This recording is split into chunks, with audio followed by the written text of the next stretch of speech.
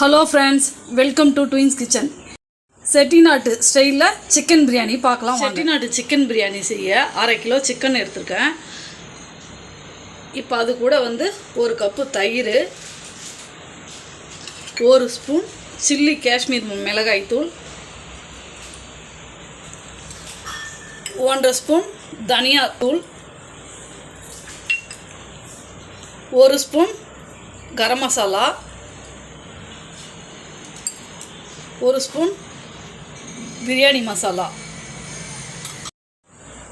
இது கூடவே 1/4 ஸ்பூன் அளவுக்கு நல் சீரகம், 1/4 ஸ்பூன் அளவுக்கு மிளகுத்தூள். இது 1/2 கிலோ சிக்கனுக்கு 1/4 ஸ்பூன் சீரகமும் 1/4 ஸ்பூன் மிளகும் போட்டிங்கன்னா அந்த ஸ்மெல்லாம் வராத நல்லாயிருக்கும்.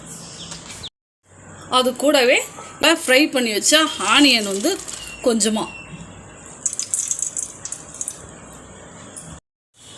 அது கூடவே புதினா அந்த அளவுக்கு எடுத்துக்கோங்க, மல்லி இலை, ஒரு 1/2 லெமனை பிசைஞ்சு விட்டுக்கலாம். இதை எல்லாத்தையும் நல்லா கலந்து விட்டுடலாம். இஞ்சி பூண்டு பேஸ்ட்டையும் போட்டு கலந்துக்கலாம். இந்த சிக்கனில் இந்த மசாலாலாம் இந்த மாதிரி ஒன்று சேர்த்து ஒரு 1 மணி நேரம் நல்லா ஊறுச்சுன்னா இதனுடைய டேஸ்ட் கரெக்டாக இருக்கும். இப்போது ஸ்டவ் ஆன் பண்ணி இதை மாதிரி 1/2 கிலோ வேகிற அளவுக்கு பிரியாணி பாத்திரம், அடிகனமான பிரியாணி பாத்திரம் ஒன்று வச்சுக்கலாம். பிரியாணி தாளிக்கிறதுக்கு கொஞ்சமாக எண்ணெய், அது கூட கொஞ்சம் நெய் சேர்த்துக்கலாம். நெய்யும் எண்ணெயும் நல்லா ஹீட் ஆகட்டும். பிரியாணி தாளிக்கிறதுக்கு 2 ஏலக்காய், சின்ன துண்டு பட்டை, 3 லவங்கம், 2 பிரிஞ்சி இலை, கொஞ்சோண்டு கல்பாசி, இதெல்லாம் ஆயில் ஹீட் ஆகிடுது. இதில் போட்டுடலாம். இது இப்போ நல்லா வறுபட்டுருது. இது கூட ஆனியன் சேர்த்துக்கலாம்.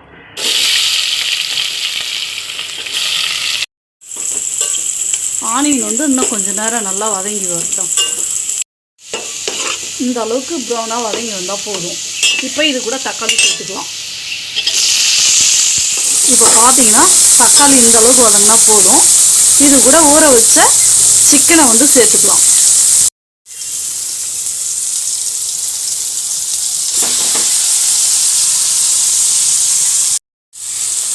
இதை வெங்காயம் தக்காளியோட நல்லா மிக்ஸ் ஆகிற அளவுக்கு கிண்டி விட்டுக்கோங்க. இது பச்சை ஸ்மெல் போகிற வரைக்கும் கொஞ்சம் நேரம் வதங்கணும். பாருங்க, நல்லா வதங்கிடுச்சு. இந்த ஓரத்துலலாம் எண்ணெய் பிரிஞ்சு வருது பாருங்கள். அந்த பச்சை ஸ்மெல் போகிற அளவுக்கு வதங்கி எண்ணெய்லாம் பிரிஞ்சு வருது பாருங்கள். இதை மாதிரி இருக்கக்குள்ளே தேங்காய் பால் நீங்கள் எந்த அளவுக்கு அரிசி எடுத்துருக்குறீங்களோ அந்த அளவுக்கு அளந்து ஊற்றிக்கோங்க. 1 கப் அரிசிக்கு 2 கப்பு தேங்காய் பால்.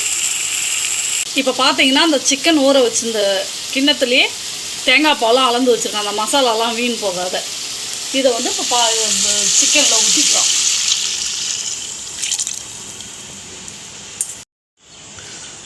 பார்த்தீங்கன்னா இதில் இப்போ 4 கப்பு தேங்காய் பால் ஊற்றிருக்கேன். இதில் கூட நான் எந்த ஃபுட் கலரும் சேர்க்கலை. இது கூடவே உப்பு தேவையான அளவு சேர்த்துக்கோங்க.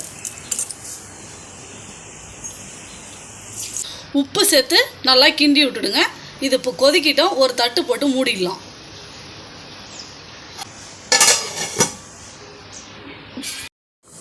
இப்போ பாருங்கள், ஒரு 2 நிமிஷம் நல்லா கொதிச்சிருச்சு. அரிசி போட்டுடலாம்.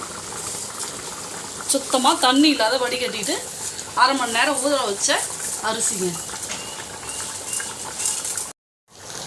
அரிசி போட்டுட்டு நல்லா கிண்டி விட்டுக்கோங்க. உங்கள்கிட்ட பாஸ்மதி அரிசி இருந்தாலும் சீரக சம்பா இருந்தாலும் போட்டுக்கோங்க. நான் நார்மலான அரிசி தான் போட்டிருக்கேன், பொன்னி அரிசி. கிண்டி விட்டு ஒரு பிளேட் போட்டு மூடிடுங்க.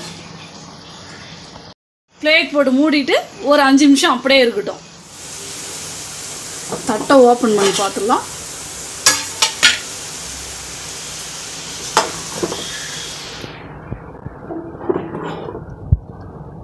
இது கரெக்டான பதம்.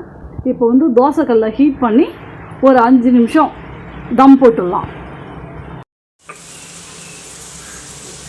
பிரியாணி ரெடி ஆகிடுது. கேஸ் ஆஃப் பண்ணிடலாம். சூப்பராக பிரியாணி ரெடி. இது மேலவே கொஞ்சம் பொரிச்ச ஆனியன் போட்டுக்கலாம். மல்லி இலை தூவிக்கலாம். புதினா இலை கொஞ்சமாக போட்டுக்கலாம். ஒரு 1/2 ஸ்பூன் அளவுக்கு நெய் போட்டுக்கலாம். இது அப்படியே ஒரு நிமிஷம் மூடி வச்சுருவோம். அப்போ தான் அந்த மேலே அந்த ஃப்ளேவர்லாம் இறங்கி சூப்பராக இருக்கும். இப்போ பார்த்தீங்கன்னா மேலே எல்லாம் அந்த போட்ட மல்லி இலை புதினா அதெல்லாம் ஊறி நல்லா வாசனையாக நல்லா இருக்குது. ஒரு கிண்டி விட்டுக்கலாம். இது இப்போ என் சின்ன பொண்ணுக்கிட்ட கொடுத்து டேஸ்ட் பண்ண சொல்ல போகிறேன். அவங்க எப்படி இருக்குதுன்னு சொல்லுவாங்க. ரொம்பவுமே சூப்பராக இருக்குது. சிக்கன் பீஸில் எல்லாமே அந்த மசாலா ஊறி நல்லா சாஃப்டாக இருக்குது. ரொம்ப சூப்பராக இருக்குது. தேங்க்யூம்மா. பிடிச்சிருந்தா லைக் பண்ணுங்கள், ஷேர் பண்ணுங்கள், கமெண்ட் பண்ணுங்கள். மறக்காத சேனலை சப்ஸ்கிரைப் பண்ணுங்கள்.